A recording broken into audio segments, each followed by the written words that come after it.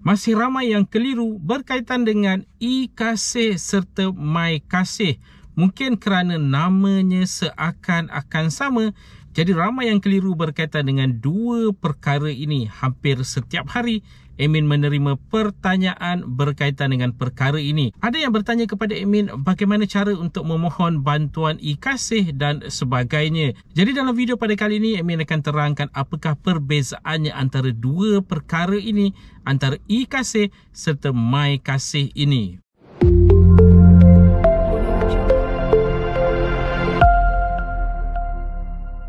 Assalamualaikum, salam sejahtera. Jumpa lagi di channel Herwan Nabi. Okay guys, kepada mereka yang belum lagi subscribe ke channel ini, jangan lupa tekan pada butang subscribe, tekan juga pada butang loceng.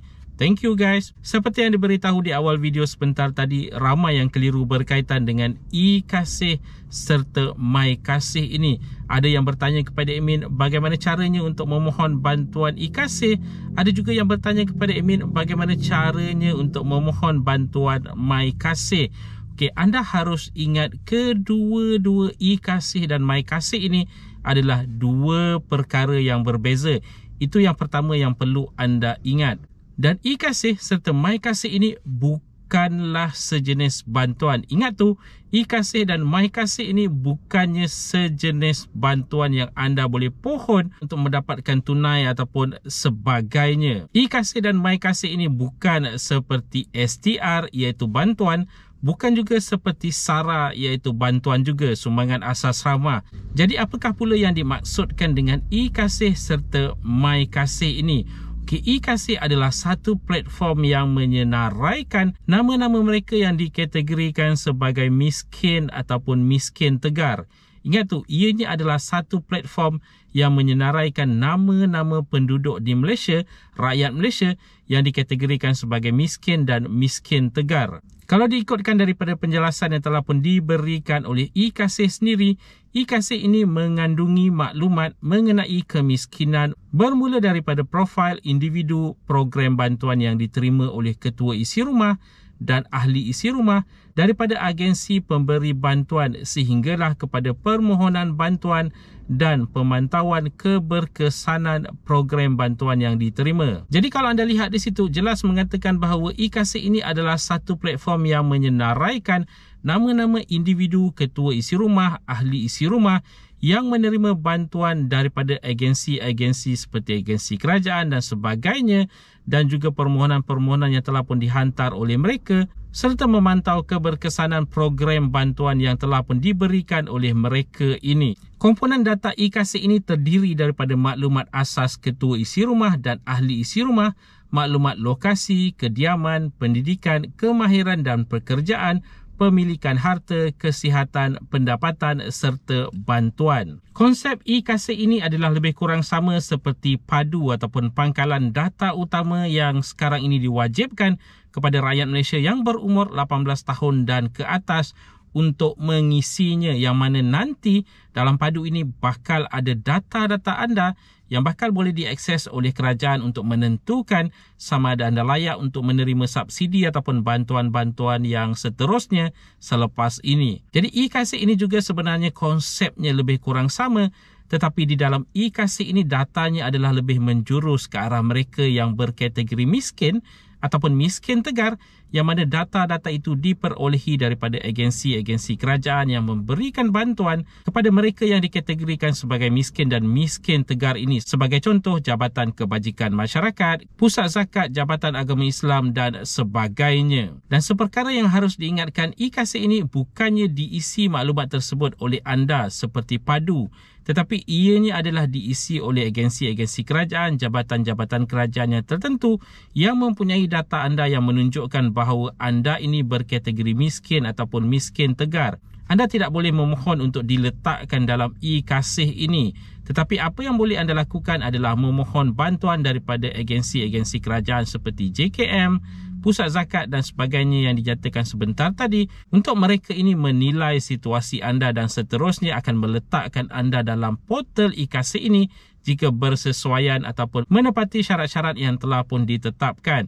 Okay, jadi itu adalah penjelasannya untuk e-Kasih. Bagaimana pula dengan MyKasih? MyKasih ini pula adalah satu organisasi bukan kerajaan yang membantu kerajaan untuk menyelenggara penyaluran bantuan kepada mereka-mereka yang berkelayakan. Terutama sekali sekarang ini yang anda perasan adalah untuk bantuan SARA. Jadi untuk SARA ataupun sumbangan asas rahmah ini yang menyelenggara ataupun mengkoordinasikan penyaluran bantuan itu kepada mereka yang di Semenanjung adalah oleh MyKasih ini. Jadi MyKasih ini adalah agensi bukan kerajaan yang membantu kerajaan menguruskan penyaluran sumbangan asas rahmah di Semenanjung Malaysia, yang mana mereka-mereka yang berkelayakan untuk menerima sumbangan asas rahmah ataupun SARA ini amountnya dimasukkan secara bulanan ke dalam MyKad mereka. Jadi pengurusan memasukkan amount ke dalam MyKad penerima-penerima ini dilakukan oleh MyKasih ini. Mereka juga menyelenggara senarai-senarai kedai dan sebagainya. Jadi jelaskan apakah perbezaannya antara e-Kasih dan juga MyKasih ini. Mungkin ramai yang keliru mengingatkan bahawa e-Kasih ini adalah sejenis bantuan kerana syarat-syarat untuk menerima SARA ataupun sumbangan asas rahmah yang diselenggara oleh MyKasih antaranya adalah anda perlu berada dalam data e-Kasih. Jadi itu mungkin menjadikan ramai yang keliru berkaitan dengan e-Kasih, MyKasih dan juga SARA ini. Kalau anda perasan sekarang ini pelaksanaan untuk SARA 2024 buat fasa yang sekarang ini adalah untuk mereka yang berada dalam data e-Kasih yang juga diluluskan STR 2024. Jadi mereka ini sebagai contoh kalau berada di Semenanjung, penyalurannya diselenggarakan oleh MyKasih. Jadi untuk menyemak status kelulusan itu, mereka boleh menyemak di platform MyKasih iaitu di mykasih.com.my dengan memasukkan nombor MyKad mereka. Dan seperti yang telah pun dinyatakan sebentar tadi, syarat kelayakan untuk menerima SARA 2024 buat permulaan untuk fasa yang sekarang ini adalah anda harus berada dalam data e-Kasih serta lulus STR 2024. Walau bagaimanapun untuk mereka yang tidak berada dalam data e-Kasih akan layak juga.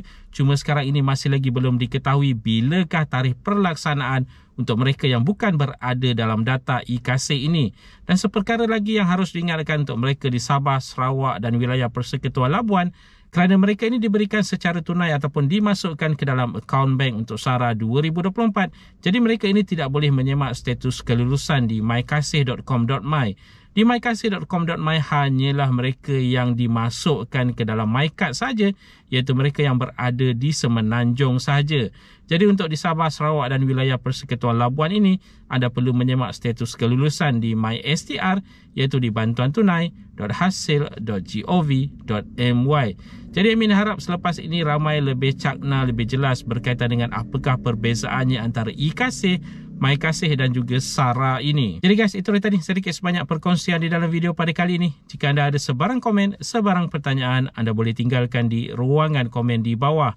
Dan kepada mereka yang belum lagi subscribe ke channel ini, jangan lupa tekan pada butang subscribe, tekan juga pada butang loceng. InsyaAllah kita berjumpa lagi di video yang akan datang. Stay safe, stay healthy. Assalamualaikum.